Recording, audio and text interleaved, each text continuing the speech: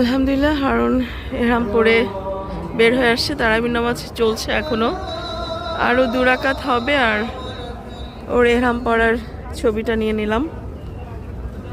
আর 2 মাস আগে ইনশাল্লাহ ও ভাইয়া আসছিল, ভাইয়ার সাথে করেছে, তখন মসজিদে নববীতে ওদের কোনো এহরাম পরা ছবি ছিল না, একটা স্মৃতি রাখার জন্যই নিলাম।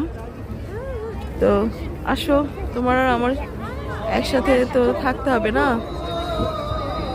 ওকে, ইনশাআল্লাহ ইনশাআল্লাহ। আসসালামু আলাইকুম। আমরা মুবারক। ঠিক আছে, আলহামদুলিল্লাহ। রাসূলকে একটু সালাম দিয়ে যাও, বলে যাও ইনশাল্লাহ আমরা বাচ্চাদের নিয়ে ইনশাল্লাহ আবার আসবো। আসসালামু আলাইকুম ইয়া রাসূলুল্লাহ, আসসালামু আলাইকুম।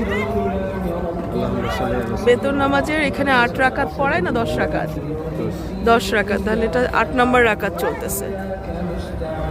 আসলে আমাদের মক্কায় যাওয়া ট্রেন 12:50, তো আমাদের এখন চলে যেতে হবে, কারণ আমরা মিক্কাতে যে আগে এহরাম বাঁধবো, মানে এহরামের 2 রাকাত নামাজ পড়ে তারপর আমরা ট্রেন স্টেশনে চলে যাব, তো দেরি হয়ে যাবে।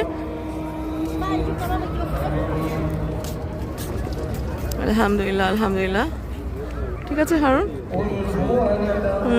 রাসূলকে বলে যাও একটু, আসসালামু আলাইকুম ইয়া রাসূলুল্লাহ। সাল্লাল্লাহু আলাইহি ওয়া সাল্লাম।